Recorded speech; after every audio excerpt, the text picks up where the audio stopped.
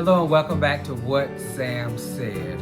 One of the first lessons any up-and-coming leader has to learn is the value of prioritization, particularly when things are time-sensitive and someone is depending upon you to make a decision. When your boss gives you a task to complete, that task then becomes your priority. If it's not illegal, unethical, immoral, or is going to cause you bodily harm, then get to work to get the job done.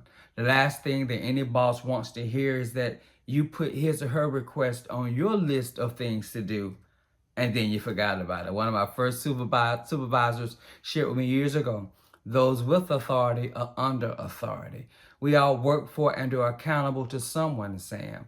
So if your boss asks you for something, make it a priority for you. Now, we all over the course of our years have missed it a time or two, but it should not become your pattern of behavior. Lesson learned: sow the obedience into the life of your boss, being faithful and loyal and trustworthy, so you can reap the fruit of that harvest when your time to lead comes. Now, boss has many aspects, be it team leader, supervisor, manager, department head, shift leader, director, assistant director, whatever that role is, so into it so that when elevation comes, you're ready to leave from where you are. God knows where he has taken us. He knows the skills and the attributes and the talents that we must have in order to walk in the fullness of the blessing of God in our lives. So just make sure you look at every opportunity that's from God as a position for you to grow and to develop. I recently spoke with someone about their opportunity now. They had shared that they had gotten a promotion and everything was really working out great in their lives. I said, well, congratulations, man.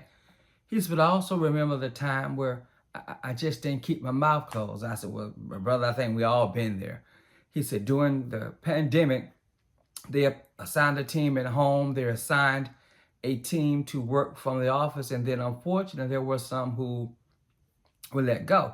Well, I was working at the office and I kept saying, well, I want to work from home. So-and-so is working from home and so-and-so is working from home and I want to be there. I want to be able to take care of my family. You know, people are coming here. They don't want to wear masks. They don't want to take the vaccine. I want to work from home.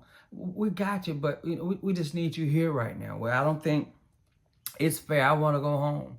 Well, okay, now, well, no, I think I should go home. I need to know why I'm not home. You know what? You can go home. As a matter of fact, you can go on home. And when he was riding in the car, he thought, I probably should have just kept my mouth closed. Now, that decision changed my employment status, but it did not change who I was at that time. So about 2 or 3 months passed and I got a call and ended up making more money, getting a promotion, and I have an opportunity now to work from home a couple of days a week. He said, but I learned something from that. Sometimes just be quiet. God is working some things out for us, but we just keep talking and just saying the wrong. Just hush, just be quiet. He said, so now I when you get that check, that little sense inside of you, just, you know what, let me just hold off a moment. Let me just be quiet and let me see how God is going to play this thing out. He said it wasn't what I wanted, but it showed me that I can have what I say, whether that's really what I want or not, but it's what I said. How many of us are familiar with give and it shall be given, sow and you shall reap, ask and it shall be given you, and seek and you shall find? What I've learned over the course of the years, and I'm sure some of you have as well, that there are some tasks that are required or action steps on our part in order to manifest some things in our lives. We may have to change our direction. We may have to have a mind shift. We may have to eliminate some of the people in our lives that are not speaking into us that which we need to have. I've accepted that all of us were created to be known for something, to make an indelible mark, one that is deep rooted and enduring and ingrained in the core of who we are. Yes, there will be times of struggle. It happens to us all. You're not going to get out of life alive, so make the moments matter. If you can survive the temporary phases of your life, then you will meet another version of you, one that has been tested and one that has been tried and one that is still standing. I remember a social media post that I read that said, you pray for water, not realizing that you may have to deal with the mud as well. Have you been there when what you thought was going to happen did not end up being what happened? But applaud yourself. You persevered. You kept going. You kept fighting. You kept pushing. Have you been there when you found out that there are some people that see things differently from you? I should never forget a radio message I heard years ago that talked about the difference between someone raised on love and someone raised on survival. It says their willingness, those raised on survival, their willingness to achieve is different. Their fight is different. They understand that there may not be a place for me to go back to. I don't have a Rolodex full of numbers of people that I can call and say, hey, can you help me? Can you guide me? So I gotta fight. And then there comes an evaluation of my acquaintances, an evaluation of my friends. Are you in my circle? Are you in my corner? Sarah Jakes Roberts said, either you can convince a person to fly or you can't. Either they have wings or they don't. Sometimes wanting it is not enough if you don't have the right people with you. You find yourself going to people and depending upon people who've never tasted success. They've never been where you are. So you have to be the loudest voice when it comes to the proponents of your dreams of achieving your goals. I shared earlier that one of my former bosses said, Wes, now once you taste success now, you ain't gonna be able to go back, but you gotta taste it for yourself. I can share it with you, but once you taste it, then you go after it. Joshua 7 said, if I'm thirsty, the one who brings me water is the one that I pay attention to. Different people have predefined roles in our lives. Sometimes, you heard this for a reason, it's for a season, it's for a lifetime, but sometimes it's just for them to be able to get what they want or need out of our lives. And when they can't get what they want anymore, they'll move on.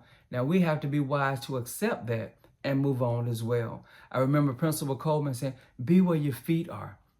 Be in the moment. Every decision matters. Stop looking for help from doors that have long since closed.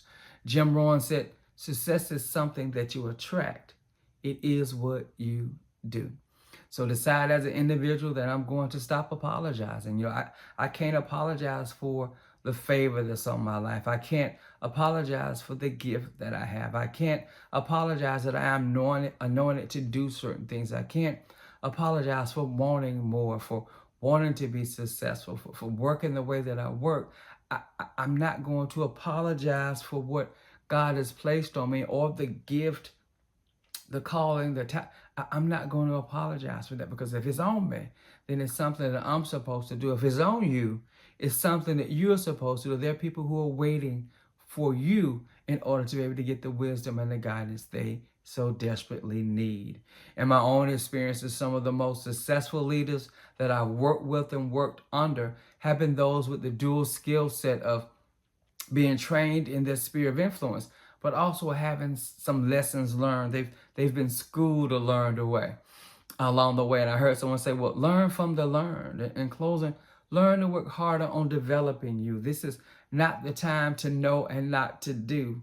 We don't just arrive one time and then we stay there. This thing called life is something you want to live to the fullest each and every day. So again, don't apologize for wanting to be the best version of you. I won't, and neither should you.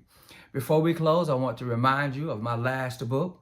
Always bring an extra pair of shoes. Go on Amazon and order it now. The opportunity to lead will take you on different pathways. Have the knowledge you need to lead. There are people counting on you to make a difference in their life. Again, thank you for joining me for this episode of What Sam Said. And again, don't apologize for being you. Thank you again.